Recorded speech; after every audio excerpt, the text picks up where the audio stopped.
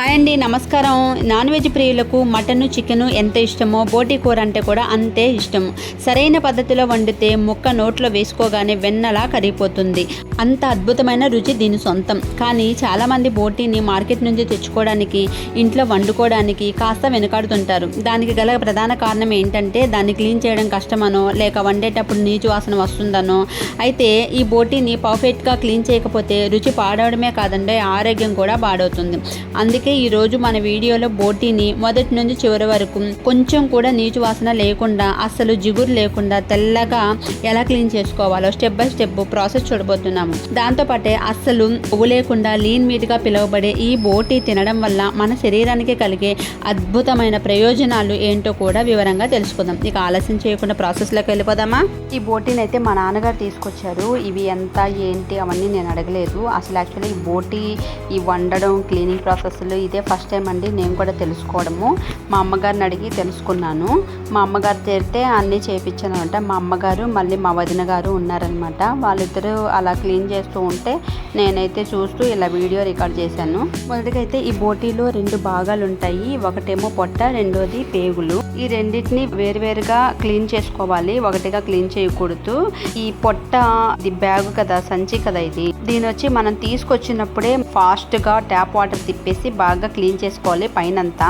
మొదటైతే ఈ బోటీని ఈ సంచి, ఈ బ్యాగ్ ఉంది కదా, ఈ పొట్ట భాగము, దీన్నైతే దీని లోపల ఆ పేగులు అవి ఉంటదనమాట. ఇవి వచ్చి విడిగా తీసి ఒక దాంట్లో పెట్టేసుకొని ఈ బ్యాగుని, సంచిని వచ్చి మనము ముక్కలుగా కట్ చేసుకోవాలన్నమాట. దీని క్లీనింగ్ ప్రాసెస్ వేరే రకంగా ఉంటుంది. సో ఇలా ముక్కలుగా కట్ చేసుకొని మీకు వీడియోలో చూపించినట్టు చిన్న ముక్కలుగా కట్ చేసుకొని దాన్ని ఉప్పు, పసుపు వేయలేదు నేను ఇక్కడ. ఉప్పు వేసి బాగా మా అమ్మ దగ్గర బాగా శుభ్రం చేయించాను అనమాట. వీడియోలో చూపించినట్టు మీకు ఒక 3 సార్లు అయితే డెఫినెట్గా మనం శుభ్రం చేసుకోవాలి.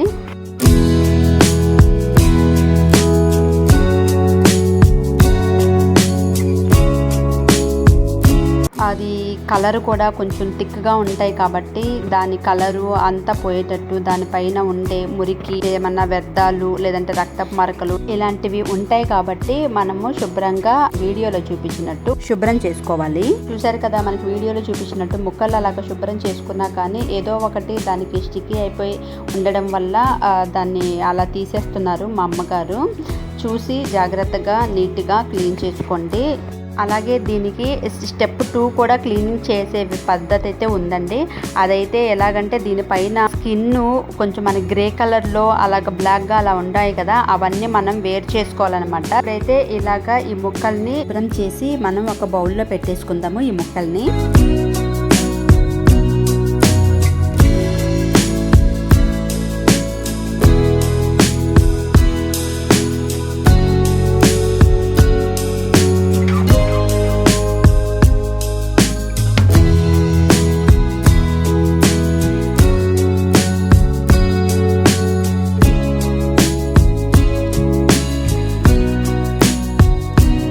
ఇప్పుడు సెకండ్ స్టెప్ వచ్చి ఈ పేగుల్ని శుభ్రం చేయడం, ఇంటెస్టైన్స్ అంటారు.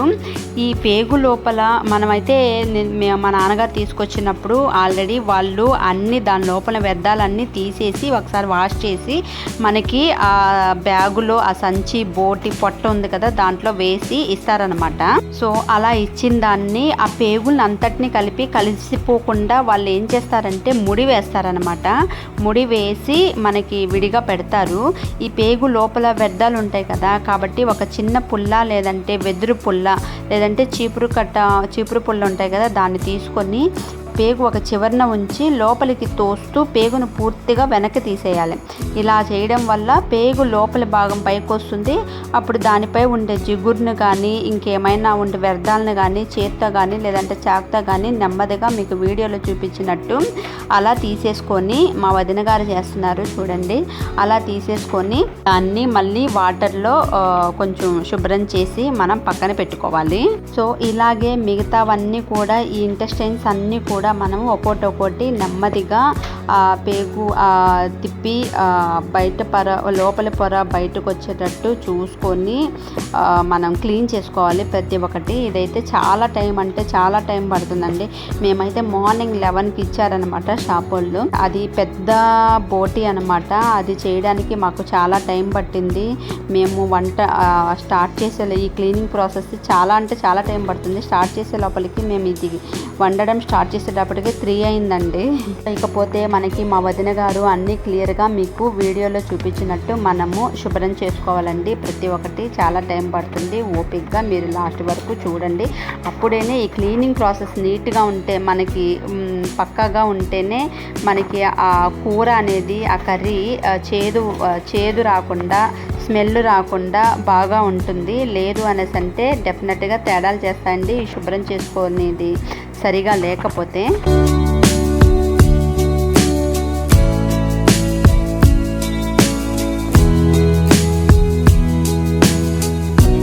మళ్ళీ ఇప్పుడు స్టెప్ 1కి వచ్చేసాము. ముక్కలు కట్ చేసుకున్నాం కదా, ఈ సంచి లేదా బ్యాగు లేదంటే పొట్ట, దీన్ని మనం ఏం చేయాలంటే ఇప్పుడు స్టెప్ 2 అనమాట.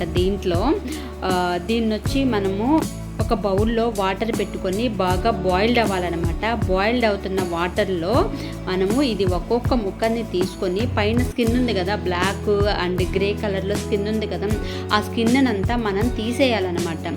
మామూలుగా లాగితే చాకుతోనూ కత్తిపీటతోనూ చేస్తే రాదు. సో దీన్ని వచ్చి ముక్కలుగా కట్ చేసాం కదా, మీకు వీడియోలో చూపించినట్టు వాటర్ అయితే బాగా బాయిల్డ్ అవ్వాలి. మామూలుగా కాగితే సరిపోదండి. బాయిల్డ్ అవుతున్న వాటర్లో మనం ఈ ముక్కను వేసి 1 నిమిషం ఇలాగా తిప్పి మనం దాన్ని గరిటెతో తీసేసుకోవాలన్నమాట.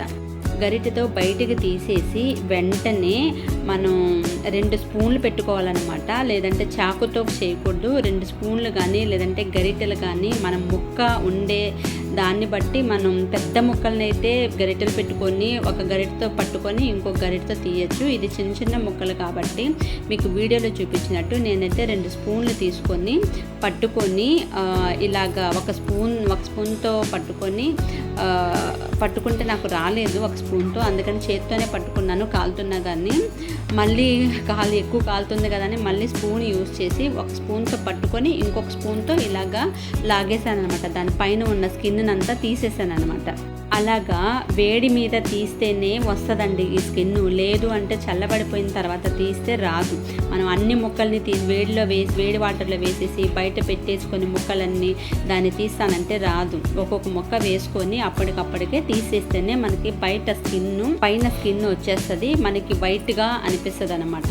ఇదైతే నేనే చేశాను. ఈ క్లీనింగ్ ప్రాసెస్ మాత్రం ఇలా స్కిన్ని తీయడం మాత్రం నేను చేశాను. వాళ్ళు అవి ఇంటెస్టైన్స్ని తీస్తూ ఉన్నారు కాబట్టి, శుభ్రం చేస్తున్నారు కాబట్టి ఇవన్నీ నేనే చాలా ఓపికతో చాలా కష్టమైనా కానీ ఇంకా తప్పదు కదా అనేసి చేశానన్నమాట. ఇలాగా మీకు వీడియోలో చూపించినట్టు అన్ని ముక్కల్ని మనము ఇలాగ వైట్గా క్లీన్ చేసుకొని శుభ్రం చేసుకోవాలండి పైన స్కిన్ తీసేసి. కొంతమంది అయితే ఏం చేస్తారంటే ఇలా ఆ బ్లాక్ స్కిన్ అంతా తీసేశారు కదా, ఈ బ్లాక్ స్కిన్ అంతా ఒక బౌల్లో వేసుకొని జాగ్రత్తగా పెట్టుకొని దాన్ని ఏం చేస్తారంటే మునగాకుతో కలిపి దీన్ని వేపుడు చేస్తారనమాట. బట్ మేమైతే అలాగా చేసుకోలేదండి. మేము వద్దనేసాము. మా అమ్మగారు చెప్పారు కానీ ఈ బ్లాక్ స్కిన్ మళ్ళీ మునగాకు వేపుళ్ళు ఇది వేసి అవన్నీ మాకు వద్దని చెప్పేసాము. సో దీని వరకైతే అవి పడేసాము. దీని వరకైతే ఈ బోటీని అయితే మేము ఇలాగా చేసుకున్నామండి. కర్రీ అయితే చేసుకున్నాం, చాలా టేస్టీగా వచ్చింది. సో ఇప్పుడైతే మీరు ఈ స్కిన్ తీయడం ప్రాసెస్ చూసేయండి. దాని తర్వాత నెక్స్ట్ స్టెప్ ఏదో చెప్తాను.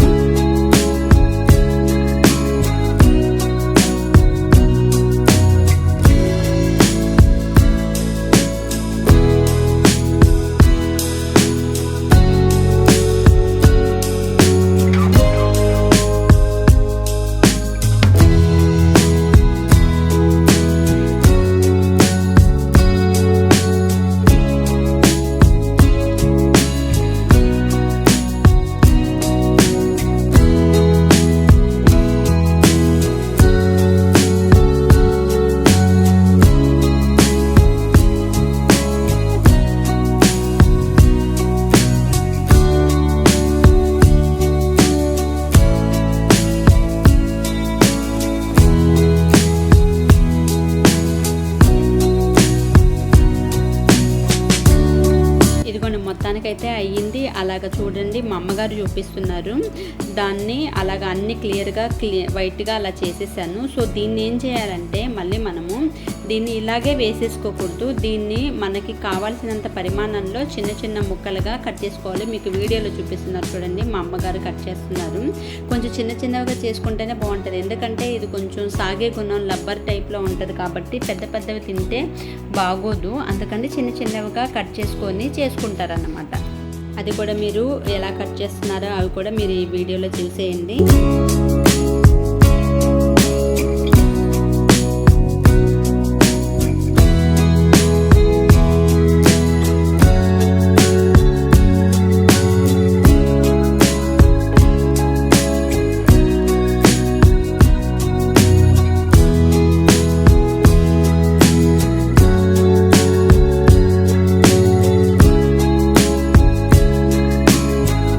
ఇలా కట్ చేసుకున్న దాన్ని కూడా మనం చిన్న చిన్న పీసెస్గా కట్ చేసుకున్నాం కదా, వీటిని కూడా మళ్ళీ మనం ఒకసారి వాటర్లో మనం శుభ్రం చేసుకోవాలి. ఇదిగోండి ఇప్పుడు ఆ బోటి ఆ ఇంటెస్టైన్స్ అవన్నీ లోపల వ్యర్థాలన్నీ తీసేసి తిప్పించి దాన్ని అంతా చేసేసారు కాబట్టి దీన్ని మళ్ళీ క్లీనింగ్ చేస్తున్నారు చూడండి. దీన్ని కూడా మనము మామూలు వాటర్లో వేసుకొని క్లీనింగ్ చేస్తే సరిపోద్ది. ఎందుకంటే మళ్ళీ దీని తర్వాత ఇంకో స్టెప్ ఉందన్నమాట క్లీనింగ్. దీన్నే ఇంకో స్టెప్లో ఎలా క్లీన్ చేయాలో చెప్తాను. దీన్నైతే నేను మీకు వీడియోలో చూపించినట్టు ఉప్పు వేసుకొని అలాగ మా అమ్మగారు శుభ్రం చేస్తున్నారు చూడండి. అలాగ మట్టి పాత్రలో అలాగే ఇంకో దాంట్లో కూడా తీసుకొని అలాగ కొంచెం గట్టిగా పిసికినట్టు మనం శుభ్రం చేయాలి. ఎందుకంటే దాని లోపల వ్యర్థాలు ఉంటాయి కదా, ఆ వ్యర్థాలన్నీ పోవాలి కదా. అందుకనేసి నైస్గా ఇలా రౌండ్గా అంటే సరిపోదు. అలా మీకు వీడియోలో చూపించినట్లు అలాగ చేయాలన్నమాట. అలాగ చేస్తేనే దానిలోని అన్నీ బయటకు వచ్చేస్తుంది అనమాట. ఇదైతే మనం 3 టైమ్స్ కాదు కదా 4 టైమ్స్ అయినా మీకు ఓపుకున్నంతసేపు వాష్ చేసుకోవచ్చు, శుభ్రంగా వచ్చేస్తుంది. నేనైతే 3 టైమ్స్ 4 టైమ్స్ మా అమ్మగారు వాష్ చేశారు దాన్ని. అలాగే ఈ బోటి తినడం వల్ల మనకి చాలా ఆరోగ్య ప్రయోజనాలు కూడా ఉన్నాయంట. అవేంటో ఒకసారి చూద్దామా. ఇదైతే చాలా మంది ఈ బోటిని కేవలం రుచి కోసమే తింటారు అనేసి అనుకుంటారు, కానీ ఇందులో చాలా అద్భుతమైన పోషకాలు ఉన్నాయంటండి. అవేంటంటే ఇంట్లో అంటే తక్కువ క్యాలరీలు ఉంటాయి, అలాగే తక్కువ కొవ్వు ఉంటుందంటండి, ఫ్యాట్ కూడా తక్కువ ఉంటుందంట. ఇది మటన్తో పోలిస్తే ఈ బోటీలో క్యాలరీలు ఇంకా కొవ్వు శాతం చాలా తక్కువ అంట. ఇంకా ఇది బరువు తగ్గాలనుకునే వారికి చాలా మంచిదంట. అలాగే ఇది గుండె ఆరోగ్యంగా ఉండడానికి చాలా సహాయపడుతుందంటండి. ఇకపోతే ఈ బోటీలో ప్రోటీన్ పుష్కలంగా ఉంటుందంట. ఇది తింటే కడుపు నిండిన అనుభూతి బాగా కలుగుతుంది, త్వరగా ఆకలి కూడా వేయదండి. ఇకపోతే B12 ఉంటుందన్నమాట అధిక సంఖ్యలో. ఈ B12 ఎర్ర రక్త కణాల ఉత్పత్తికి రక్తహీనత రాకుండా కూడా చేస్తుందంట. ఇంకా దీంట్లో మినరల్స్, జింకు, ఇంకా సెలీనియం కూడా ఉంటుందంట. ఇమ్యూనిటీ పెంచడానికైతే ఇంకా గాయాలు త్వరగా మానడానికి కూడా చాలా ఉపయోగపడుతుంది. ఇది జీర్ణక్రియకైతే చాలా మంచిది. సరిగ్గా ఉడికించిన బోటి జీర్ణాశయానికి చాలా మంచిది. అలాగే ఇందులో ఉండే కొల్లాజెన్ కణజాలం మన ప్రేగుల ఆరోగ్యానికి చాలా మేలు చేస్తుందంట.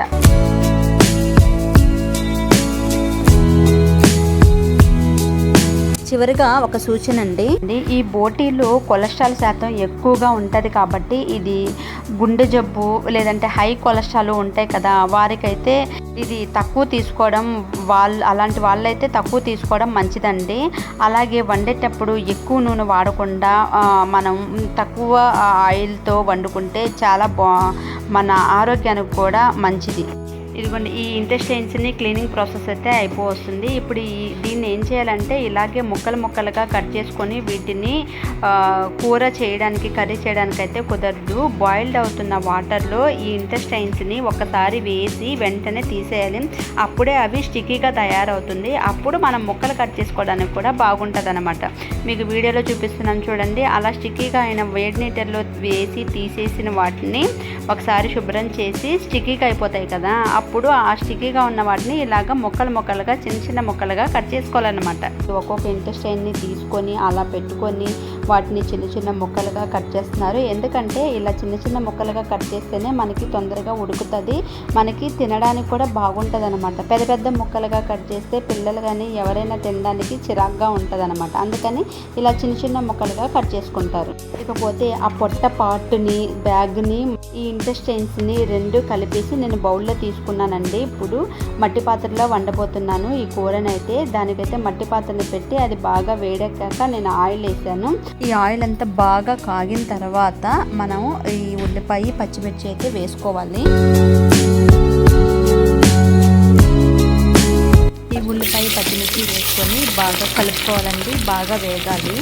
ఈ దీంట్లో అయితే నేనైతే అల్లం వెల్లుల్లి పేస్ట్ కానీ ఏమీ వేయలేదండి, ఓన్లీ మటన్ మసాలా మాత్రమే వేసాను. ఈ జీలకర్ర, ధనియాల పొడి వేసామనుకోండి ఫ్లేవర్ మళ్ళీ చేంజ్ అయిపోద్దండి, దీని టేస్ట్ అయితే రాదు, అందుకనేసి ఏది వేయలేదు. ఇప్పుడైతే ఉల్లిపాయలు ఇవి బాగా ఆయిల్లో మగ్గిన తర్వాత ఈ ఇంటెస్టైన్స్ని, ఈ పొట్ట ఉంది కదండి, దాన్ని ముక్కలుగా కట్ చేసుకున్నాం కదా, రెండింటిని కలుపుకొని ఈ మట్టి పాత్రలో వేసేసుకోవాలి. ఉల్లిపాయలు వాటిల్లో వేసుకొని బాగా కలుపుకోవాలి.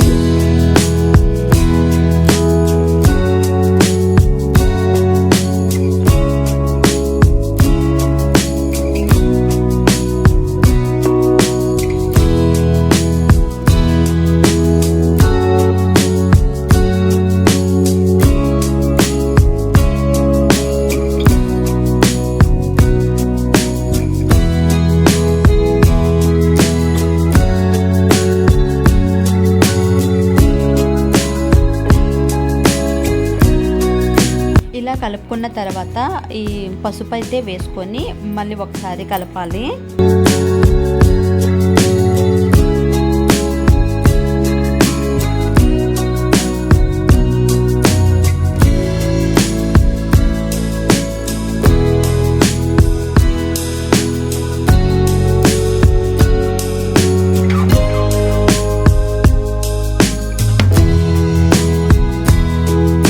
ఇలా వీడియోలో చూపించినట్టు మనం మసిగుడ్డతో క్లాత్తో పట్టుకొని ఇలాగా కుదిలించాలన్నమాట వాటిని.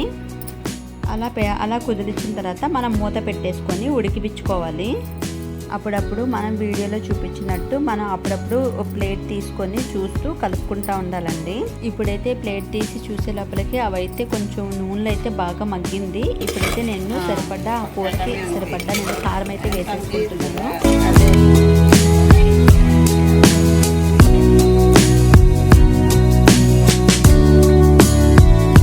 ఇలా కారం వేసుకొని ఒకసారి కలుపుకోవాలి. దీంట్లో అయితే ఉప్పు అయితే ఇప్పుడే వేయకూడదండి. ఈ ఇంటెస్టైన్స్, ఈ పొట్ట ఇది ఉంది కదా, ఇవైతే ఉడకడానికి చాలా టైం పడుతుంది. ఉప్పు వేసేస్తే తొందరగా ఉడకదు. సో ఉప్పు వేయకుండా నేను ఇలాగే కలుపుకొని, కారం వేసి కలుపుకొని నేను మూత పెట్టేసి బాగా ఉడిపించుకున్నాను. ఇవంతా చేయాలి అంటే కుక్కర్లో 1 నిమిషంలో పనండి. ఒక 6 విజిల్స్ లేదంటే 8 విజిల్స్ వస్తే మనకి ఈజీగా అయిపోతుంది కుక్కర్లో. కానీ కుక్కర్లో అయితే ఈ టేస్ట్ మట్టి పాత్రలో, ఈ మట్టి పొయ్యిలో వండినంత టేస్ట్ అయితే కుక్కర్లో రాదు. కాబట్టే నేను ఈ నాన్ వెజ్ ఈ రెసిపీస్ అంతా కూడా నేను ఈ మట్టి పొయ్యిలోనే మా అమ్మగారింటి దగ్గరికి వెళ్ళినప్పుడు చేశాను. సో ఈ మట్టి పాత్రలో, మట్టి పొయ్యిలో వండితే వచ్చిన టేస్ట్ అయితే మనం గ్యాస్ స్టవ్ల మీద దేని మీద వండినా కానీ, ఇండక్షన్ మీద వండినా కానీ రాదండి. ఇప్పుడైతే కారం వేసి బాగా మగ్గిపించుకున్నాను కదా, ఇప్పుడు దానికి తగ్గ వాటర్ వేయాలి, కొంచెం ఎక్కువ వేయాలి. ఎందుకంటే బాగా ఇది ఉడకాలి కాబట్టి. కూర అయితే ఉడకడానికి అయితే చాలా టైం పడుతుంది, ఓపిక, పేషెన్స్ అయితే ఉండాలండి. ఇలా అయితే ఇలాగ వాటర్ వేసిన తర్వాత మూత పెట్టేశాను. ఇంకా నేనైతే ఒక్కసారిగా హై ఫ్లేమ్లో ఎక్కువ మంటతో పెట్టి బాగా ఉడిపించుకున్నాను. తర్వాత కొద్దిగా వాటర్ కంటెంట్ తగ్గింది అనేసి తెలిసి కొంచెం 2 కట్టి పుల్లలను అయితే తీసేసి కొంచెం మీడియం ఫ్లేమ్ అంటాం కదా, ఆ మాదిరిగా మనము మంట పెట్టుకొని ఉడికిపించుకున్నాను. ఇకపోతే మిగతా ప్రాసెస్ మీరు వీడియోలో చూసేయండి, మ్యూజిక్ పెట్టేస్తాను.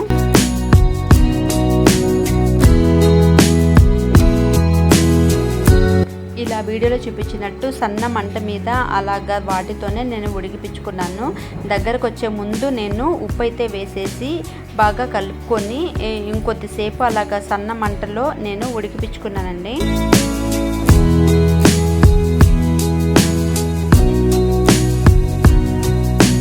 ఇదిగోండి చూడండి, కూర అయితే దగ్గర పడిపోయింది. సో ఇప్పుడైతే నేను మటన్ మసాలా వేసుకుంటున్నాను. నేను ఏ విధమైన వేరే ధనియాల పొడి, జీలకర్ర పొడి, అల్లం వెల్లుల్లి పేస్ట్ కానీ వేయలేదు. ఓన్లీ మటన్ మసాలా వేసుకొని బాగా కలుపుకొని అది ఇంకా ఆ సన్న నిప్పుల మీదే ఉంచేసానండి. ఇంకా నైట్ తినాలి కదా, ఇంకా టైం అంతా ఉంది కదా అనేసి ఇంకా అలాగే నిప్పుల మీద, పొయ్యి మీద అలాగే ఉంచేసాను. కూర అయితే ఒకానొక ఈ టైంలో ఉడికిపోయింది, అయిపోయింది. కూర అయితే రెడీ అయిపోయింది. ఫైనల్గా మన కర్రీ అయితే ఇలాగ రెడీ అయిపోయింది. నేనైతే ఇక ఆలస్యం చేయను, తినడానికి రెడీ అయిపోతాను. Thank you for watching. Bye.